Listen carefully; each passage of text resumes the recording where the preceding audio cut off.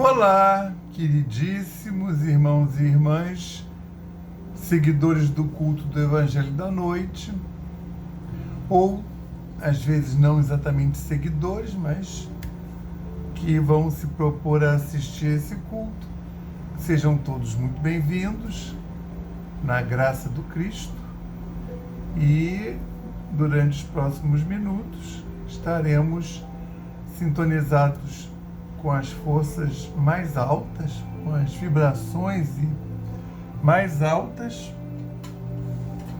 e nós vamos então fazer essa sintonia através do estudo do Evangelho de Marcos, tá? São poucos versículos, de 17 a 20, tá? E o título é Prisão de João. Mas, antes, nós vamos fazer a nossa ambientação com essa maravilhosa página aqui do livro Fonte Viva, que é a lição... Peraí, deixa eu botar a luz aqui, que senão eu não... É a lição 148, o herdeiro do Pai, a quem constituiu herdeiro de tudo, por quem fez também o mundo. Paulo, na sua missiva aos Hebreus, capítulo 1, versículo 2. Cede aos poderes humanos respeitáveis o que lhes cabe por direito lógico da vida. Mas não te esqueça de dar ao Senhor o que lhe pertence. Esta fórmula conciliadora do Evangelho permanece ainda palpitante de interesses para o bem-estar do mundo. Não convém concentrar em organizações mutáveis do plano carnal todas as nossas esperanças e aspirações. O homem interior renova-se diariamente. Por isso, a ciência que lhe atende às reclamações, nos minutos que passam, não é a mesma que o servia nas horas que se foram. E do futuro, do futuro, a ciência do futuro, será muito diversa daquela que auxilia o presente. A política do pretérito deu lugar à política das lutas modernas. Ao triunfo sanguinolento dos mais fortes ao tempo da selvageria pelas peias, seguiu-se a autocracia militarista. A força cedeu à autoridade, a autoridade ao direito. No setor das atividades religiosas, o esforço evolutivo não tem sido menor. Em vista de semelhantes realidades, por que te apaixonas com tanta veemência por criaturas falíveis e programas transitórios? Em vista de semelhantes realidades, transitórias, por que te apaixonas com tanta veemência por criaturas falíveis e programas transitórios? Os homens de hoje, por mais veneráveis, são herdeiros dos homens de ontem, empenhados na luta gigantesca pela redenção de si mesmos. Poderão prometer maravilhosos reinados de abastança e paz, liberdade e harmonia. Entretanto, não fugirão ao serviço de corrigenda dos erros que herdaram, não só daqueles que os antecederam no campo dos compromissos coletivos, mas igualmente de suas próprias experiências passadas, em tenebrosos desvios do sentimento. A civilização de agora é sucessora das civilizações que faliram. As nações que se restauram aproveitam as nações que se desfizeram. As organizações que surgem na atualidade guardam a herança das que desapareceram na voragem da discórdia e da tirania. Examinando a fisionomia indisfarçável da verdade, como hipertrofiar o sentimento, definindo-te em absoluto por instituições terrestres que carecem, acima de tudo, de teu próprio auxílio espiritual. Como pode a casa sem teto abrigar-te da intempérie? A planta do arranha-céu, inteligentemente traçada no pergaminho, ainda não é a construção mantenedora da legítima segurança. Não existe, pois, razões que justifiquem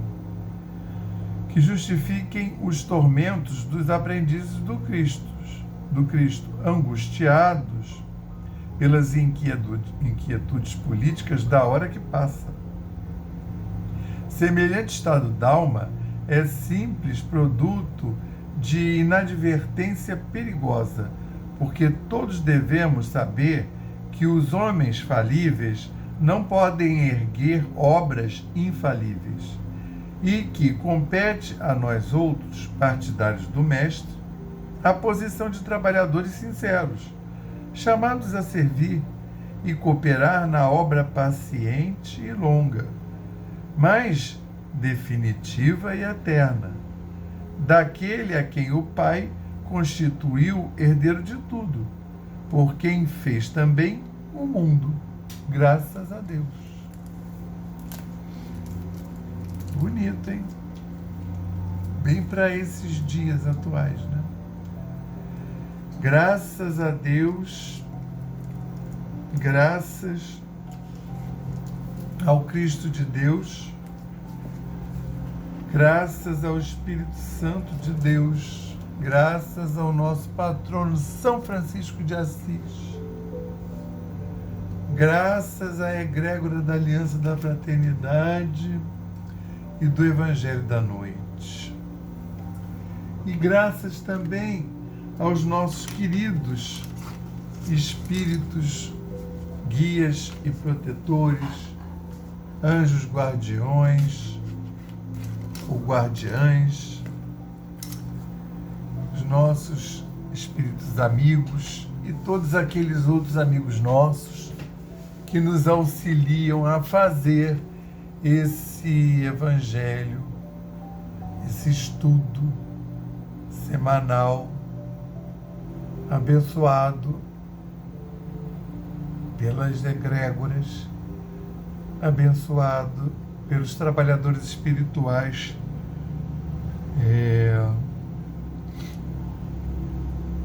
sérios e engajados, que trazem até nós essa vibração maravilhosa do Salão Jordão do Amor ampliado, de forma que abrange todas as nossas casas, então que nós possamos nos colocar numa posição de aceitação para podermos bem receber essa equipe espiritual, né, do culto do Evangelho da Noite, poder receber em nossa casa e em nossos templos, para que possamos ser beneficiados das vibrações maravilhosas que eles trazem e também da limpeza, sanitização e reharmonização. Jesus Cristo, inspira-nos nessa hora de leitura do Evangelho e de estudo, de forma que nós possamos assimilar essas lições e levá-las para a nossa vida do dia a dia, para todos os outros irmãos que dividem conosco essa senda. Dessa forma, gostaríamos de rogar, Senhor, a permissão para dar por iniciado o Evangelho da noite de hoje, dizendo o lema da nossa casa: paz e fraternidade, e o lema de Francisco: paz e bem, graças a Deus. Então, como eu relembrava, nós vamos continuar a estudar o Evangelho de Marcos, porque nós estamos agora estudando o Evangelho de Marcos. E estamos no capítulo 6 e paramos no versículo 16. Então, hoje nós vamos estudar 4 versículos, que é o de 17 a 20, 17, 18, 19 e 20, né? Que o Pastorino intitulou Prisão de João. Então, o Marcos descreve assim: o próprio porque o próprio Herodes mandara prender João e acorrentá-lo no cárcere, por causa de Herodíades, mulher de seu irmão Filipe, pois Herodes se casara com ela. Porque João lhe dizia: não te é lícito ter a mulher do teu irmão. E Herodíades o odiava e queria matá-lo, mas não podia, porque Herodes temia João, sabendo que era homem justo e santo, e o protegia. E, ao ouvi-lo, ficava muito admirado e o escutava com satisfação.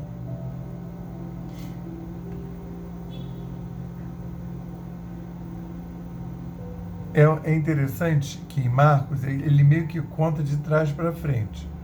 Você repara que na passagem passada ele estava falando do João com medo. Falou, mas quer dizer, falando de Jesus, que Jesus seria a reencarnação de João. E aí ele fala: não, é por isso que ele tem esses poderes, Jesus. Porque ele é o João ressuscitado. Que até expliquei essa questão das diversas compreensões de reencarnação, e uma delas era simplesmente ressuscitar dos mortos com seu corpo antigo, etc. Que era o que Herodes estava pensando, porque Jesus já era vivo quando o João morre. Então, eu estou dizendo que a narrativa de Marcos é de trás para frente, porque lá no início do capítulo, foram os versículos anteriores, não tão início, ele já está comentando sobre Jesus ser a reencarnação de João. Então, ele já matou o João, que ele mesmo fala: ah, isso aí é o João que eu mandei degolar. Aqui, então, ele está falando das motivações. Então está indo de trás para frente. E o passo futuro é contar a morte do João. No caso aqui estamos falando do João Batista, primo de Jesus, filho de Isabel. Na vez passada eu disse que o pai dele era acho que eu falei Zaqueu, o Zebedeu, mas é Zacarias, tá? O pai do João Batista, que era lá do templo. Então, aqui, em se tratando de evangelhos e da Boa Nova, outros textos, é sempre bom a gente situar de quem estamos falando. Então, João Batista, aquele que veio na frente de Jesus, não tão na frente, mais na frente no sentido de se anunciar e falar da vinda do Cristo. Mas ele não é tão mais velho, não é muito à frente, que eu relembrei que é apenas 6 meses antes, né? Ele nasceu 6 meses antes do Cristo. E aí vai falar logo nesse versículo 17, porque o próprio Herodes mandara prender João Batista e acorrentá-lo no cárcere por causa de Herodíades, mulher de seu irmão Filipe, pois Herodes se casara com ela. Aí a gente tem que fazer essa pergunta sempre. De que Herodes eles estão falando? Até porque o Filipe também era Herodes. Tá? Deixa eu botar isso para cá. O Filipe também era Herodes. O Herodes, o Grande, que é aquele que faz o famoso a matança dos inocentes, que ele, ouvindo falar que o Messias já tinha nascido e que era neném, aí ele manda matar todas as crianças com menos de 2 anos. E é aquele episódio que o anjo Gabriel chega lá para José e fala, olha, vai para o Egito porque estão querendo matar a criança. Quando você puder voltar, eu aviso. E aí, passado, acho que uns 2 anos, 2 ou 3, o anjo vai lá e fala, quem procurava a criança já morreu, pode voltar. E aí aquele Herodes o Grande, para quem está achando horrível que ele mandou matar todas as crianças com menos de 2 anos, isso foi só uma gota d'água no oceano. Que ele mandou matar a maior parte da família, incluindo mãe, irmãos. Ele mandou matar, às vezes não a população inteira, mas uma boa parte de alguma cidade, que ele não gostava lá dos dirigentes. Enfim, sanguinário. E o que também é interessante é que conforme vai passando as gerações, esses Herodes vão sendo atenuados, embora todos eles sejam criados num sistema de que, eu sou da família real, eu posso tudo, inclusive matar quem eu quiser. Mas, por exemplo, aí ele teve... O Herodes é uma pessoa complicada. Ele teve 9 mulheres. E não foi assim, uma, depois entra a outra, não. Isso meio sobreposto. Ao que tudo indica, eu acho que elas não criavam muito obstáculo, não. Mas, por exemplo, se você for estudar Bíblia, vai aparecer mais 3 mulheres que vão dar origem, porque também eu acho que ele não teve filho com todas, né? E assim, ele não tinha muitos, não. Ele tinha 1 ou 2 com cada mulher. Com cada mulher que teve filho. Então, o que aparece pra gente, de Novo Testamento, são 4 Herodinhos, filhos de Herodes, que levaram esse nome, Herodes. Então, tem o Herodes, que tem função, que aparece aí nos testamentos. Por isso que assim, fala Herodes, mas tá, qual? E aí, esse Herodes aí é o Herodes principal para efeito de Boa Nova, de Evangelho, que é o Herodes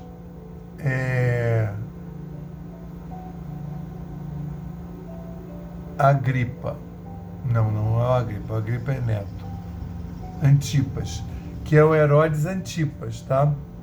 Que é um tetrarca, que é razoavelmente sanguinário, mas você vê que já tem uma atitude diferente. Por exemplo, ele respeitava João Batista, na moda dele, né? Como profeta. Então, assim, ele gostava de ouvir João Batista. Quando ele manda prender João Batista, é para proteger João Batista, né? Mas acaba que a vida arma uma cilada, que a gente vai ver na próxima vez. Enfim, em princípio, ele não quer matar o João Batista, porque senão já teria matado há muito tempo. Aí, quando você lê aqui, porque João lhe dizia, não te é lícito ter a mulher do teu irmão. Aí, assim, é muita confiança. Porque, primeiro, que ninguém dizia coisa desagradável para Herodes. Nenhum deles. Pro Herodes, o grande, o tio foi lá, se mostrou contra algum ato dele de Estado, o tio saiu, ele chamou o guarda, mata. Bastava discordar. Ah, eu gosto do pão de queijo mais queimadinho. Ah, eu gosto mais cru. Aí ele falou, tá bom, mata. Então era assim. Então, de um modo geral, as pessoas, ainda mais que já está na segunda geração de Herodes, as pessoas não diziam não para Herodes. Em princípio nenhum. Você não conhecia. Que tem o outro Filipe que é mais ou menos, né? Então, esse Herodes aí, o Antipas, ele ouvia João Batista. E é engraçado, porque ele não tinha adesão ao Velho Testamento. Quer dizer, tinha por questões que estava comandando cidade de judeu. Aí a pessoa acabava ouvindo e ia sabendo das coisas, porque ia ter que fazer julgamento sobre questões que envolviam religião. Tanto é que esse Herodes é o Herodes que Jesus vai pregar. É o Herodes, por exemplo, ele está preocupado que ele mandou matar o João Batista, embora ainda esteja vivo. Mas depois ele vai, ele não vai supostamente matar o Cristo, mas as coisas vão correr assim. Ele não vê, não acusa o Cristo, devolve para o Pôncio Pilatos, e o Pôncio Pilatos também, que também não quer matar o Cristo, porque não vê culpa, não vê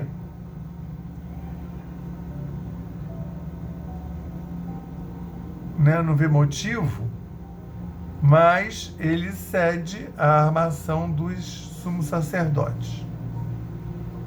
Então, esse Herodes aí é o que Pôncio Pilatos vai mandar para ele o Cristo. E, sob a égide dele, quer dizer, ele não vai ver isso, ele vai falar, não vejo culpa nenhuma, não. Mandou soltar o Cristo.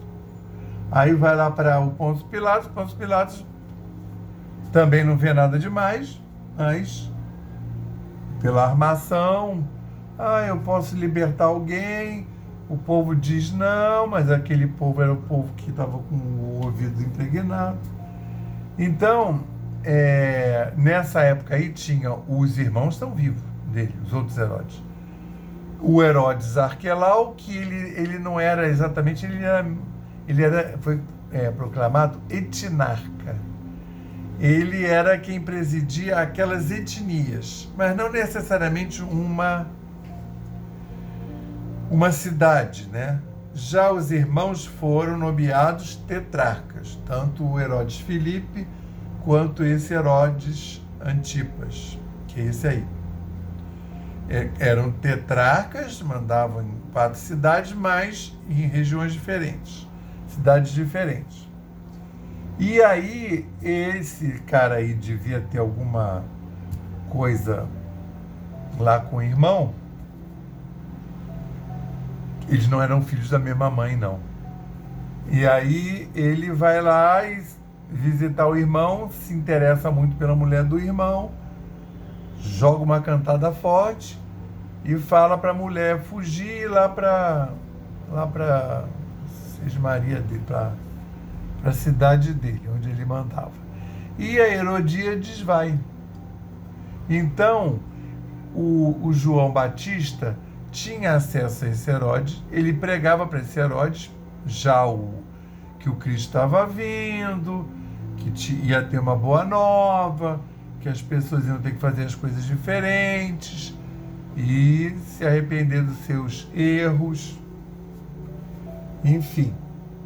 E aí ele recebeu lá a mulher do irmão, roubou, né?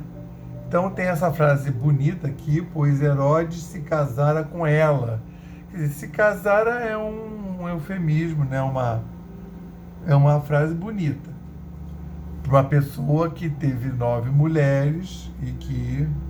Não, se bem que quem teve as 9 mulheres foi o pai dele. Esse daqui teve algumas, né? Mas administrou, mas ele era bem menos ruim do que o... Você vê que ele está até resistindo em matar o João, que era uma pedra de tropeço para ele, porque o João ficava dizendo, não, é lícito. Aí, assim, isso é um conceito da época, tá? Porque, por exemplo, hoje em dia, o irmão morre, deixa a mulher viúva. Se aparecer um irmão interessado, casa. Na minha família mesmo, lá por parentes de... não era tipo tio-avô, mas não era diretamente, não era bem tio-avô, mas teve isso, eram 2 irmãs e cada uma casou com um marido, aí uma das irmãs morreu e uma das irmãs morreu e a outra irmã, o marido morreu. E aí esses 2 se casaram. E não era exatamente nem um incesto. Só que na época isso daí era tido. Mas eu acho que o que pesa mais é ele ter ido lá roubar a mulher do irmão. Enfim, como é uma coisa de um ambiente judeu, eles já tinham descoberto que se você casar muito próximo, você concentra doenças. E a maioria era doença ligada ao sistema nervoso. Às vezes nem nascia, dava muito aborto espontâneo. Porque quando o problema é muito grande, não consegue nem vingar o feto, né? Então eles já tinham aprendido isso, que não pode casar. Por isso que eles até faziam questão de dizer, fulana é minha irmã, embora fosse prima de primeiro grau. Porque, para botar o tabu maior, você não pode casar com a sua irmã. E quem é a irmã? É até a parente de primeiro grau, a prima de primeiro grau, que tem a consanguinidade. Então, mas vocês vão ver, não é aqui, lá no... Você vê que esse povo aí, que tinha pouca gente, não ia ao clube, não ia à balada, era sempre aquele mesmo pessoal, na aldeia acabava casando entre eles. Porque, por exemplo, o filho desse... Não, vai ser o neto do Herodes o Grande, o Agripa, porque, por exemplo, o Antipas vai ter o Agripa. Aí o Agripa vai ter o Agripa II, né? Então ele vai ser neto do Herodes o Grande. O Agripa II, ele vai casar, ele andava com a irmã dele para cima e para baixo maritalmente, a Berenice. Então mesmo tinha já o saber, esse saber estava guardado com os sacerdotes, na sinagoga, que não deveria casar parente de primeiro grau. Mas acontecia. E aí o João, dentro da tradição, estava lá falando da tradição. Você vê que ele era bem quisto porque o Herodes já podia ter mandado matar ele, mas tinha medo, porque o João tinha tal envergadura moral e vibracional mesmo, que você vê só, era mais fácil se o João tivesse dito, eu sou o Cristo, aí todo mundo, tá. O povo, sem ele falar nada, o povo já achava que ele era o Cristo, né? Até os governantes mandavam os servos irem lá perguntar, mais de uma vez. E ele negou a vida inteira. Mesmo assim, passado décadas que Jesus morreu, lá na hora que Paulo está lá andando lá pela parte helênica daquela região, ele vai encontrar o sujeito que cultuava João. Era uma seita de João, quer dizer, o João não tinha nem pregado nada, ele só pregou que o Cristo vinha, e no entanto, misteriosamente, tinha um grupo que tanto é que depois, quando aquele casal Áquila e acho que Berenice, mas não a mulher do Agripa II, eles vão achar esse cara e eles vão dizer, não, olha, a mensagem já veio, é a continuação, mas ele não tinha ouvido falar de Cristo ainda, ele só tinha ouvido falar do João. Assim mesmo ele pregava João, tá vindo o reino dos céus, se arrependam, não vai ser mais esse Velho Testamento. Então, o que tem aqui? Além do João gostar, mas não deixava o Herodes, não deixava o João solto, para ele não ficar falando que ele casou com a mulher do irmão. E aí a mulher que fugiu lá do irmão Filipe, que era Herodes Filipe, tá? Tem o Herodes Filipe, que é esse aí que você estava ouvindo falar, tá?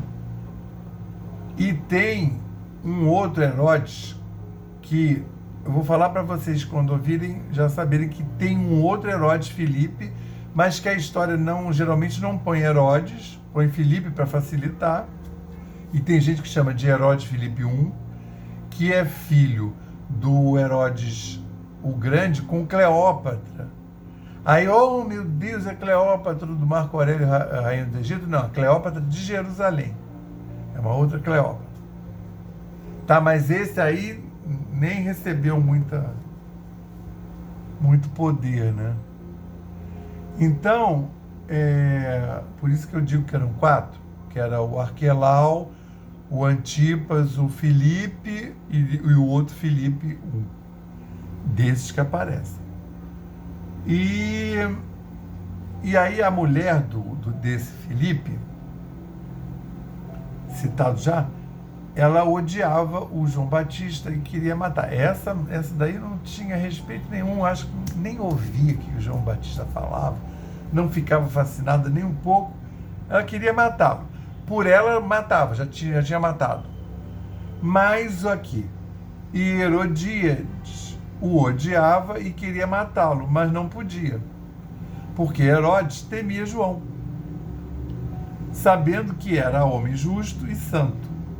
Você vê como é que esse Herodes já é melhorzinho, né? Sabendo que era homem justo e santo. O pai dele acordou. Não gostei da atitude da titia, manda matar. Fulano vai lá e mata a titia. E esse negócio de ser justo e bom e santo piorou, né? Eles se achavam a divindade e o protegia. Porque Herodes, sabendo que era homem justo e bom, e o protegia, e ao ouvi-lo ficava muito admirado e o escutava com satisfação. Isso daí é o verdadeiro encantamento vibracional, né? Como é que assim? Porque assim, é um povo que não professa religião nenhuma. A religião deles é o poder, né? A maioria desses imperadores romanos, esse povo que administrou, queria construir uma estátua em praça pública e mandar o povo adorá-lo. Aí esse daí ouvia, mas isso é a própria imantação, né? O João foi uma pessoa incrível, né? Porque é isso que eu estou te falando, ele imantou de tal jeito que o povo já estava achando que ele era o Cristo. E o Herodes, que assim, talvez ele nem tivesse o texto anterior para confrontar e dizer, evoluiu, né? Agora é perdão, né? Não é o código olho por olho, dente por dente, né? Não, ele ficava ouvindo aquilo, caía bem, e ele não é o único, não. O Agripa I, Herodes Agripa I, vai ouvir o Paulo, e o Agripa II também vai ouvir o Paulo e vai achar interessante, e Paulo só vai ficar vivo durante muito tempo graças a esses dois Herodes aí, entendeu? Porque vão dar cobertura para Paulo. Tá vendo? É muita... A gente quando lê, por isso que eu tenho pena dos católicos, porque o padre tem 10, 15 minutos para fazer um estudo desse, né? E essas coisas interferem na compreensão, né? Então agora nós vamos nos colocar de forma bem confortável, né?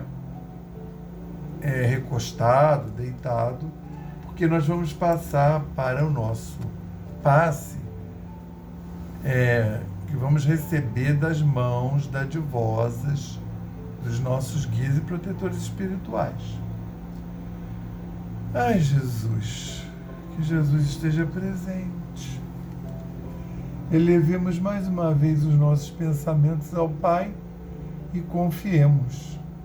Nós pedimos ao Cristo para que possam os nossos amigos espirituais, juntamente com os protetores de cada um aqui presente, realizar através deste passe fluídico terápico o tratamento particularizado, de acordo com as necessidades que cada um apresenta.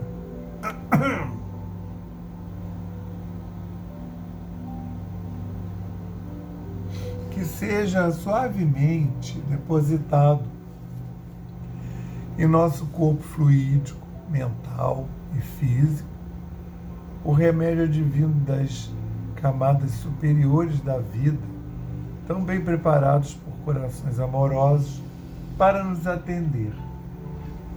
Rogamos ainda que os benefícios deste passe se estendam aos nossos lares, envolvendo de forma carinhosa nossos familiares, parentes e amigos, proporcionando-lhes igualmente tratamento eficaz.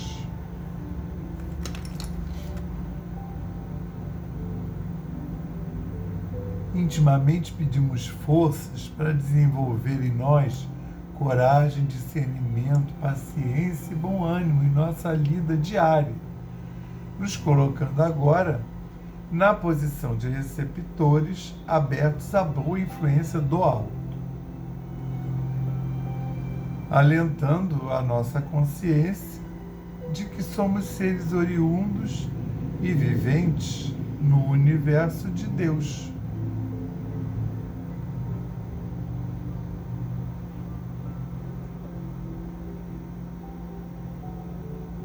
Agradecemos a nossa coexistência com o nosso próximo e a atual reencarnação, que nos colocou em contato com os elementos indispensáveis às nossas necessidades de evolução, rogando inspiração para que possamos aproveitar a oportunidade da mesma para exercitar o perdão e a busca sincera pela harmonização íntima, sem deixar de atender aos reclames da lei de progresso e evolução.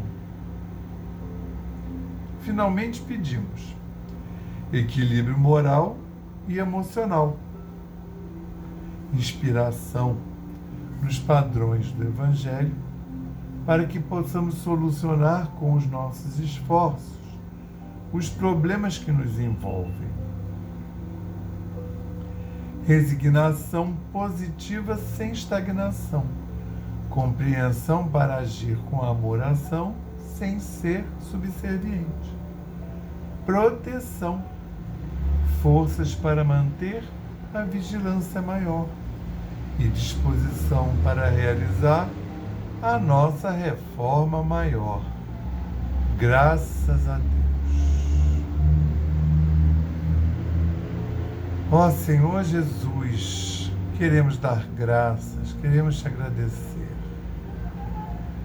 Graças a Deus pela semana que recebemos, desde a última quinta-feira. Graças a Deus porque pudemos chegar aqui até os pés, porque conseguimos comparecer a esse culto maravilhoso. Graças a Deus. Graças ao nosso patrono São Francisco de Assis, graças à egrégora da Aliança da Fraternidade do Evangelho da Noite, aos nossos guias e protetores espirituais, anjos guardiães, que todos possam ter sido abençoados, abundantemente abençoados.